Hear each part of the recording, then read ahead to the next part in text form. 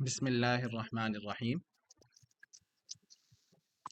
حضرت آواز واضح ہے؟ جی جی جی۔ بالکل۔ مختلف ماحول و استعداد کے سالکین و طالبین نے اپنے تمام اوہام و شکوک اور اندیشناک خطرات و وساوس کو اور ظاہری و باطنی احوال و اعمال کو حضرت رحمۃ اللہ علیہ کے سامنے پیش کیا اور ہدایت طلب کی ہے۔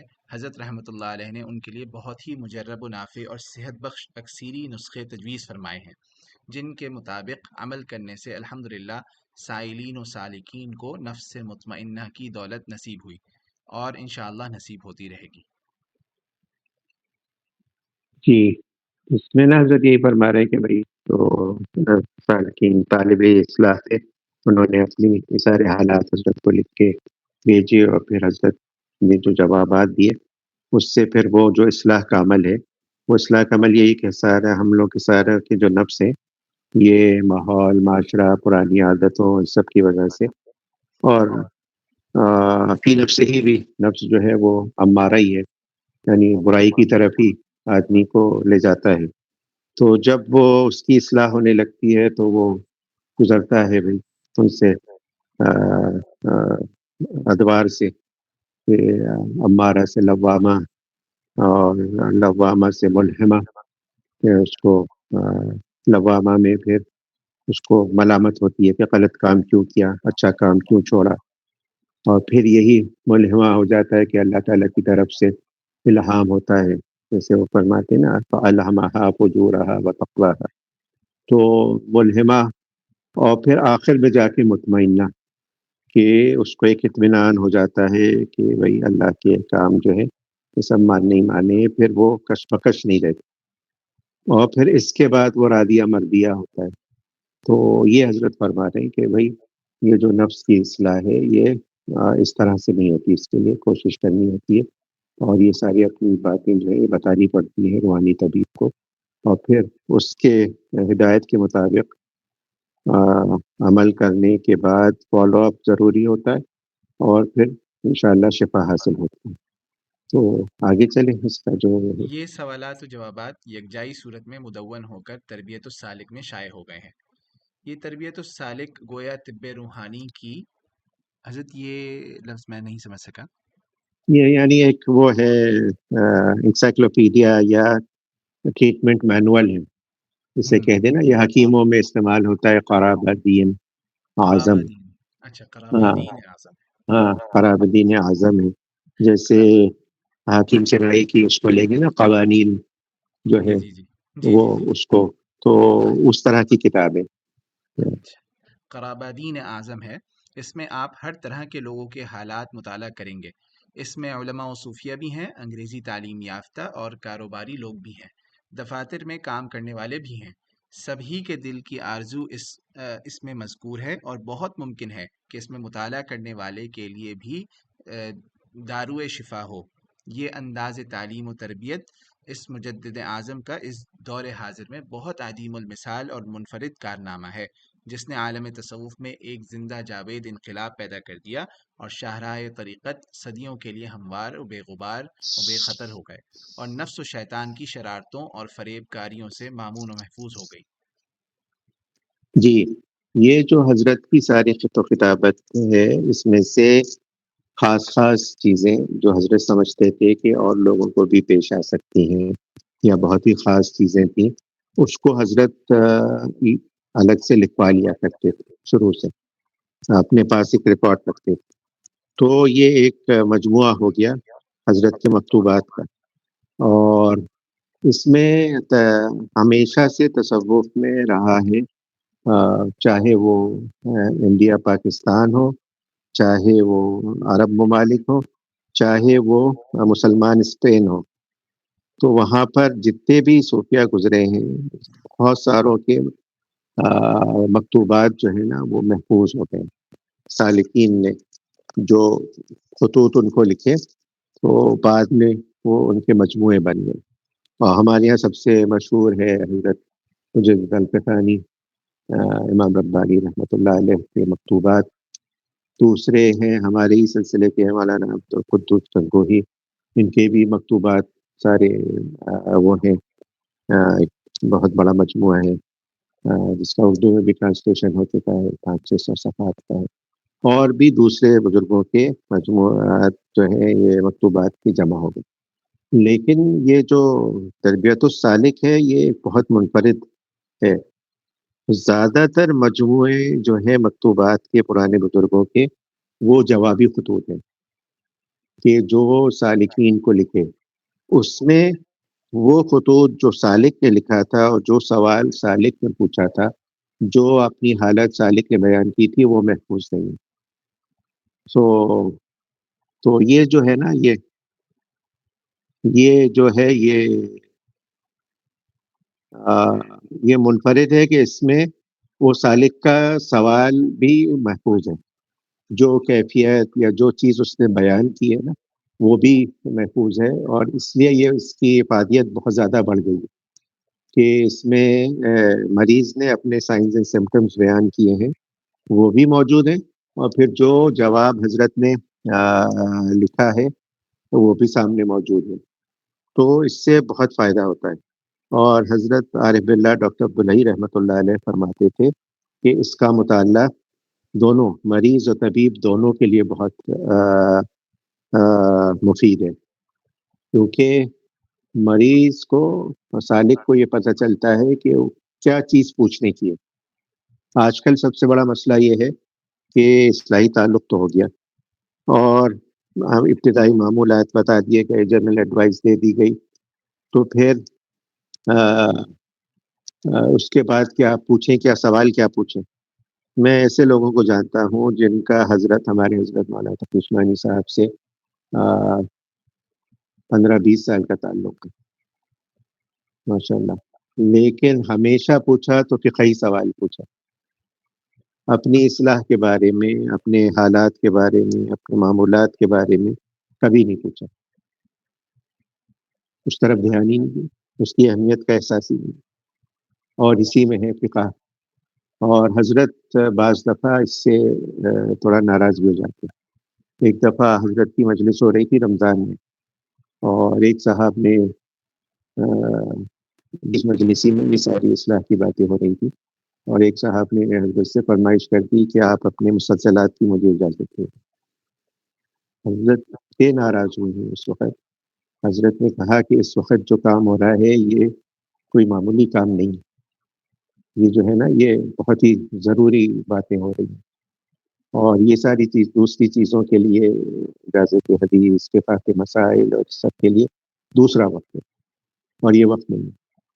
تو اس سے کم از کم مریض کو پتہ تو چلتا ہے پوچھنا کیا چیز ہے۔ انہوں نے جو سوال کیا ہے کیا یہ مجھے کبھی پیش آیا ہے، مجھے پوچھنا چاہیے کہ نہیں پوچھنا چاہیے۔ تو اس میں دونوں کا فائدہ ہوتا ہے کہ پتہ چلتا ہے کہ یہ سوال کیا پوچھا جائے، شیخ سے کیا ہدایت لی جائے، کیونکہ یہ بھی سیکھنے کی چیز ہوتی ہے۔ ہر آدمی اتنا فہیم اور اتنا سلیم نہیں ہوتا کہ اس کے دماغ میں آ جائے کہ بھئی پوچھیں کیا، ہے نا۔ وہ جیسے امام ابو حنیفہ رحمۃ اللہ علیہ کے بارے میں مشہور تھا کہ ایک طالب علم تھا، سوال ہی نہیں پوچھتا تھا، کہا بھائی سوال پوچھا کرو، تو سوچا کہ ٹھیک ہے آپ کی دفعہ پوچھوں گا۔ تو بحث ہوئی کہ روزہ کب کھولنا چاہیے، نماز سے پہلے، نماز کے بعد، کتنی جلدی، کتنے بعد۔ تو وہ راجد نے کہا اچھا استاد نے کہا ہے کہ بھائی پوچھنا چاہیے، تو اس نے پوچھا کہ کسی دن مغرب سورج ڈوبے ہی نہیں تو کیا کیا جائے؟ تو اس میں نا ایسا بیوقوفی کا سوال بھی نہیں کیا جائے، تو پتہ تو چلے نا پوچھنا کیا ہے۔ تو اس لیے اس کی بہت اہمیت ہے۔ اور حضرت ڈاکٹر عبداللہ رحمۃ اللہ علیہ یہ خاص مجلس ہوتی تھی، پیر کی مجلس، اور اس کو مزاحن فرماتے تھے یہ پیر کی مجلس ہے، شیخ کی مجلس ہے، اور اس میں یہ سارے بڑے بڑے لوگ بیٹھتے تھے، حضرت مفتی رفیع عثمانی صاحب، ہمارے حضرت علامہ تقی عثمانی صاحب، اور یوسف لدھیانوی صاحب، تمام بڑے بڑے حضرات۔ تو حضرات ان کو کہتے تھے کہ بھائی تم لوگ یہ کیا کرو کہ تم لوگ سوال پڑھا کرو اور پھر کتاب بند کر دیا کرو، اور پھر سوچا کرو کہ بھائی تم کیا جواب دو گے اس کا۔ تو یہ نا اس طرح سے حضرت نے اس کو بلکہ پڑھنے کا پورا طریقہ بیان کیا ہے، وہ ہمارے اس پہ آ بھی کیا ہے۔ یہ سب حضرت کی آڈیو ریکارڈنگس ہیں جو ابھی بھی موجود ہیں، پہلے پچھلے کچھ سال پہلے تک انٹرنیٹ پہ بھی تھی، لیکن اب اس پر ہے سیریز پر MP3 میں. تو اس سے دونوں کو فائدہ ہوتا ہے. یہ کتاب ابھی بھی چھپتی ہے اور الحمدللہ اویلیبل ہے اپنے اس میں اوریجنل فارم میں. اس کی تسہیل بھی ہوئی ہے ہماری پاکستان کے کسی بزرگ نے کی ہے، وہ بھی چھپی ہوئی ہے، وہ بھی انٹرنیٹ پہ موجود ہے. اور ابھی پچھلے دنوں ہی تالیفات اشرفیہ والوں نے اس کو بہت اچھی طرح سے ٹائپ پرنٹ میں چھاپا ہے 4 جلدوں میں. اور یہ کافی اس سے کی افادیت اور بڑھ گئی ہے، کیونکہ یہ پہلے وہ پرانے انداز کی کاپی ہوئی بھی لیتھو پرنٹنگ کی کاپیز لوگوں نے چھاپا تھا، اور اس میں بہت ساری باتیں جو تھیں وہ غلط تھی. تو اب یہ الحمدللہ موجود ہے اور یہ بہت نافع کتاب ہے. یہاں تک کہ ہمارے حضرت جن لوگوں کو اجازت دیتے ہیں تو اس میں یہ باقاعدہ ہدایت نامہ ایک دیتے ہیں، تو اس میں لکھا ہوتا ہے کہ تربیت السالک کا مطالعہ رہنا چاہیے، یعنی روز اس پہ سے پڑھنا چاہیے. تو یہ ایک بہت ہی منفرد کتاب ہے اور بہت ہی اچھی ترتیب کے ساتھ ہے. یہ نہیں ہے کہ رینڈم ہو، اس کو ڈیوائڈ کیا گیا ہے مختلف ابواب میں، اور وہ تصوف کے اس کے حساب سے ہیں، رضائل ہیں، فضائل ہیں، اور ذکر ہے، استشقال ہے، اور پھر یہاں تک کہ خواب ہیں اور بشارتیں ہیں. ساری چیزوں کو الگ الگ کر کے وہ کر کے اچھی طرح سے پیش کیا گیا. تو اس کو نا مطالعے میں رکھنے کا ضرورت ہے، یعنی یہ کہ ایک پیج کم از کم پڑھ لیں. اور اسی طرح سے ہوتا ہے، آپ کتاب کو دیکھیں گے کہ 2 جلدوں میں ہے، اور ہر جلد جو ہے وہ مطلب 800 پیج کی ہے، تو اس کو دیکھ کے پسینہ آ جائے گا اور ہمت ہار دیں گے کہ بھائی یہ تو ممکن نہیں ہے، یہ کیسے ہو سکتا ہے. تو بہتر یہ کہ اگر ایک پیج سے بھی شروع کر دیں گے پڑھ لیا تو دیکھا کیا اس میں کس طرح سے سوال وہ کرنا ہے، تو اس سے فائدہ بہت ہوتا ہے. اور الحمدللہ یہ اپنے معمول میں رکھنے کی ضرورت ہے. اس سے کم از کم پتہ تو چل جائے گا نا کہ پوچھنا کیا ہے اور کس طرح سے تربیت ہوتی ہے. تو اللہ تعالیٰ ہمارے لیے آسان کر دے. اور یہ آج کل اس پر بھی ہے، انٹرنیٹ پہ بھی ہے، کہیں سے ڈاؤن لوڈ کی جا سکتی ہے. چلیں آگے چلیں. حضرت یہ ہمارے جیسے جو مبتدئین ہیں اس میں ان کے لیے بھی ہے اس کو جی پڑھنا جی روزانہ؟ جی جی جی جی اس میں جب شروع کر رہے ہیں تو اس کا جو پیش لفظ ہے وہ حضرت مولانا وسیع اللہ صاحب الہ آبادی رحمۃ اللہ علیہ نے سے لکھوایا تھا حضرت نے. تو اس میں جو ہدایات ہیں وہ بہت اچھی ہیں. پھر حضرت نے جو چیزیں بیان کی ہیں کہ بھائی یہ چیزیں کرنی پڑیں گی، اور پھر شروع سے جو شروع کیا ہے نا اس کو، تو اس سے فائدہ بہت ہوتا ہے. اور جی اس سے نا آدمی میں فہم پیدا ہوتا ہے کہ بھائی چیز کیا کیا چیز حاصل کرنے کی ہے. آج کل مسئلہ یہ ہو گیا نا کہ اتنا زیادہ چیزیں اویلیبل ہیں کہ سمجھ میں نہیں آتا کس چیز کو پک کرو کس چیز کو وہ چھوڑو. تو جی اس میں کم از کم اتنا ہو جائے گا کہ اندازہ ہو جائے گا کہ بھائی یہ کرنے کا کام کیا ہے. درست. تربیت کے چند اصول. طالبین طریق جو سلسلے میں داخل ہونا اور بیعت ہونا چاہتے تھے ان کے متعلق حضرت والا رحمۃ اللہ علیہ نے اپنے اصول و ضوابط کی اس طرح وضاحت فرمائی ہے. فرمایا کہ جو شخص مجھ سے بیعت کی درخواست کرتا ہے، اول تو میں اس کو دین کے ضروری مسائل کا علم حاصل کرنے کے لیے چند کتابیں پڑھنے کے لیے کہتا ہوں، مثلا قصد السبیل، بہشتی زیور اور مواعظ و ملفوظات کو تاکیداً مطالعے کے لیے کہتا ہوں، اور اس سے بہت نفع ہوتا ہے، اور اس سے طالب کو بیت کی غایت معلوم ہو جاتی ہے. اگر کوئی شخص یہ لکھتا ہے کہ ہم نے کتابیں پڑھی ہیں تو میں لکھتا ہوں کہ پڑھ کر اپنی حالت میں کیا تغیر پیدا کیا. اس طریقے سے وہ نفع ہوتا ہے جو برسوں کے مجاہدے سے بھی نہیں ہوتا. میں تو اول ہی روز سے کام میں لگا دیتا ہوں، مگر لوگ قدر نہیں کرتے. اصل چیز فکر ہے. جب آدمی فکر میں پڑتا ہے تو راستہ تلاش کرتا ہے. بس میں اول ہی گفتگو یا خط و کتابت میں طالب کے سر پر بوجھ رکھ دیتا ہوں، جس کی وجہ سے اسے فکر پیدا ہو جاتی ہے. اس فکر کی وجہ سے راستہ خود بخود منکشف ہونے لگتا ہے. جی جب حضرت نے یہاں بیان کر دیا بالکل کھولی کہ جو لوگ حضرت کو اپروچ کرتے تھے اپنے اصلاح کے لیے، تو حضرت ان کو سب سے پہلے بتاتے بھائی دین کا ضروری علم حاصل کرو، اور یہ بہت ضروری ہے۔ پرانے زمانے میں ایک رواج تھا، ایک ماحول تھا، کوئی نہ کوئی گھر کا بڑا ہوتا تھا، دادا ہے، بعض جگہ پر دادا ہوتے تھے، دادی ہوتی تھی، اس طرح سے تو بہت ساری چیزیں گھر ہی میں آدمی سیکھ جاتا تھا، نماز ہے، قرآن ہے، یہ پاکی ناپاکی کے مسائل ہیں، یہ تو بہت ضروری چیز ہے۔ آج کل یہ نہیں ہے، یہ جو ہم سے ایک جنریشن اوپر ہے، وہ جو ہے نا وہ اس کو خود ہی نہیں پتا ہے زیادہ تر،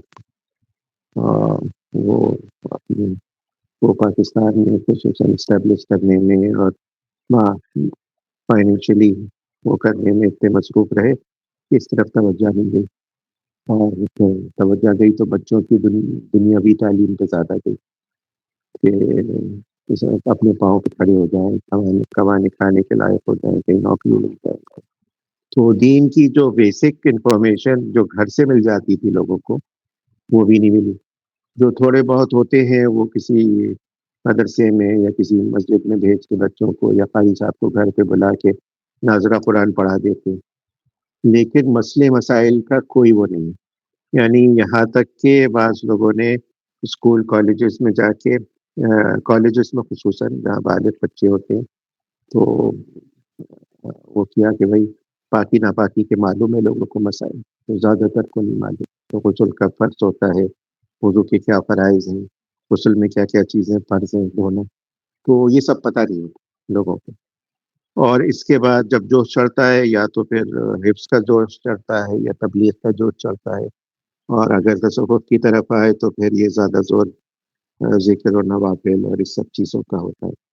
تو حضرت کیا یہ نہیں تھا، حضرت پرائرٹیز رکھتے تھے، پرائرٹی یہی ہے کہ بھائی سب سے پہلے تو یہ کلیئر ہو کہ تصوف لیا کس لیے جا رہا ہے، اللہ کو راضی کرنے کے لیے، اللہ سے مضبوط قوی تعلق کے لیے، اس کے لیے قصد السبیل ہے۔ اس میں اپ فرنٹ حضرت نے کلیئر کر دیا ہے کہ جو لوگوں کے دماغ میں ہوتے ہیں کہ بڑے پیر صاحب بہت پہنچے میں ہیں، ان کی دعائیں قبول ہوں گی تو بس ان سے بیعت ہو جاؤ تو یہ فائدہ ہے، بعض ہوتا ہے کہ بیمار ہوں گے، بیمار ہیں تو شفا حاصل ہو جائے گی، بعض یہ کہ ان کے کانٹیکٹس وہاں ہیں، جیسے آج کل ہے پاکستان کہ کسی کو اغوا کر لیا جائے، کسی کا معاملہ کٹائی میں پڑ جائے تو کون سالو کرتا ہے اس کو؟ وہ یہ بڑے بڑی درگاہ کے پیر جو ہے وہ بنتے ہیں، سالس بنتے ہیں اس میں، اور پھر اللہ بچائے جو بھی اس میں ہوتا ہو۔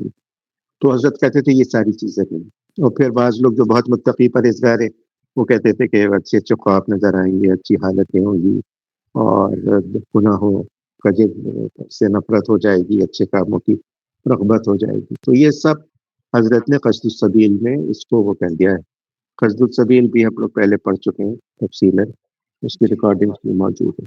اور بہشتی زیور تو حضرت کا وہ ہے، یعنی ایک بیسک مینول ہے، یہ آدمی کو کم از کم اس کی جو بیسک چیزیں ہیں نا، عقائد ہے اور جو روزمرہ کے وہ ہے، پاکی ناپاکی، وضو، نماز اور روزہ، یہ ساری چیزیں یہ سب آدمی کو دیکھنی چاہیے، ضروری ہے، اس کے بغیر نہیں ہو سکتا، کیونکہ یہی ہے پرائرٹی، یہی ہے کہ بھائی سب سے پہلے عقائد ہو، پھر فقہ معلوم ہو، پھر آدمی لگے اپنی اخلاق کی اصلاح میں۔ اور مواعظ و ملفوظات جو ہے نا، اس میں حکمت اور حضرت کی جو تعلق مع اللہ جو وہ ہے نا، وہ خاص ایک چیز ہے، اور ہمارے حضرت اس پہ بہت زور دیتے ہیں مواعظ و ملفوظات کے متعلق، کہتے ہیں کہ کم از کم ایک پیش تو روز ہو، بلکہ مواعظ کے لیے حضرت فرماتے ہیں کہ اللہ تعالیٰ سے امید ہے کہ جو شخص 40 مواعظ پڑھ لے حضرت حکیم الامت مولانا اشرف علی تھانوی رحمۃ اللہ علیہ کے، تو وہ دین میں پکا ہو جائے گا۔ اس کو یہ جو آج کل جو فرقے اٹھتے ہیں نا، شوشے چھوٹتے ہیں، اور وہ گمراہ نہیں کر پائیں گے، اس کی کم از کم اس کو دین کی فہم ہو جائے گی، اس کو پتہ چل جائے گا کہ بھائی اصل دین کیا ہے اور اس کو کہاں سے حاصل کرنا ہے، اور اس کو پتہ چل جائے گا کہ بھائی یہ جو آج کل آ جاتے ہیں نا انٹرنیٹ کے مبلغین، فوراً ہی اس کو اندازہ ہو جائے گا کہ یہ جو ہے نا یہ وہ نہیں ہے۔ تو حضرت تھانوی فرماتے تھے بار بار کہ بھائی ہم خود انسان نہیں بن سکے، لیکن کم از کم ہم نے انسانوں کو دیکھا ہے۔ کوئی گائے بیل گدھا آ کے ہم سے نہیں کہہ سکتا کہ ہم انسان ہیں۔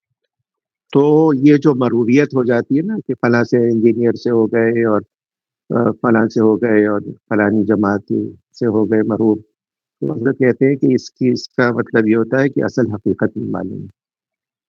اور یہی حضرت علی نے فرمایا تھا کہ بھائی حق کو نہ شخصیات سے نہیں بلکہ حق کو پہچانو، پھر جو حق پر ہوگا وہ خود تمہیں مل جائے گا۔ تو یہ دین کا فہم پیدا کرنے میں حضرت کے مواعظ اور ملفوظات اکثیر ہیں، یہاں تک کہ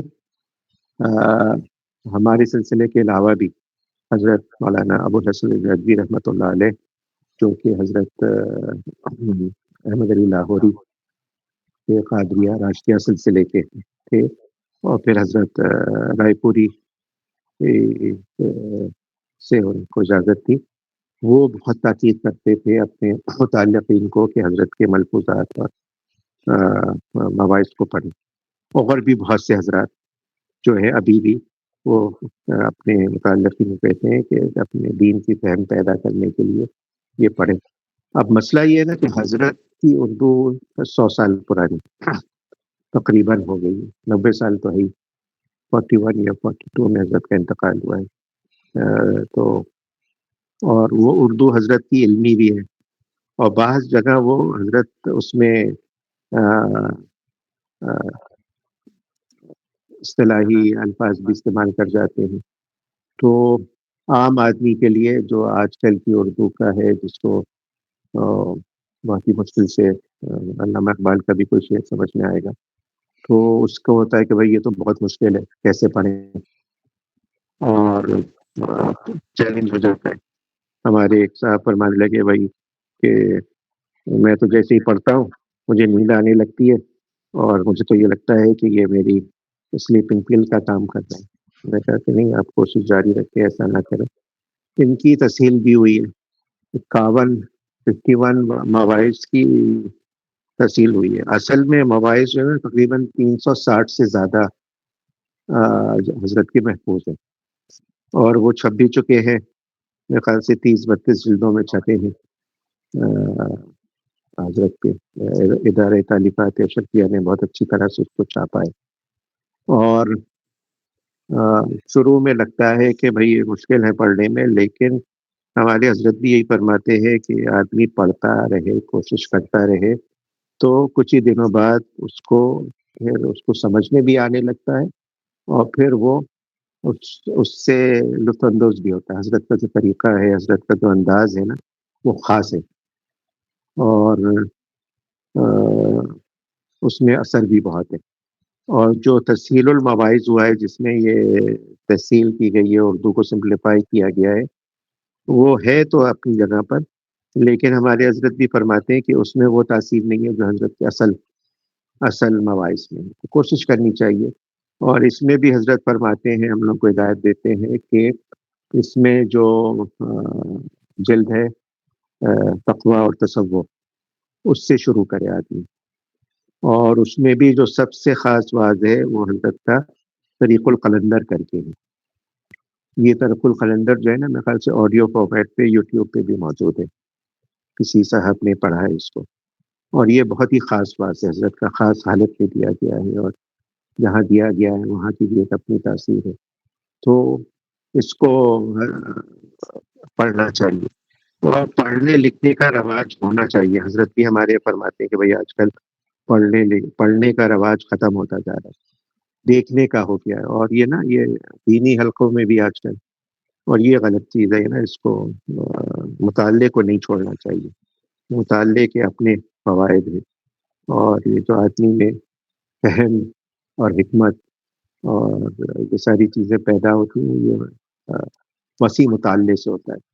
آج کل انٹرنیٹ کے جو ہیں یہ مبلغین ایسی ایسی باتیں کرتے ہیں کہ جو سر پیر غلط ہوتے ہیں، یہاں تک کہ جو دینی بیک گراؤنڈ بھی رکھنے والے ہوتے ہیں نا، وہ بغیر تحقیق کے ایسی چیزیں بیان کر جاتے ہیں جو بالکل غلط ہوتے ہیں، اور ہمارا مطالعہ ہے نہیں، اور ہم سمجھتے ہیں کہ یہ جو کہہ رہے ہیں یہ صحیح کہہ رہے ہیں، جبکہ وہ بالکل غلط ہوتا ہے، 100% غلط ہوتا ہے۔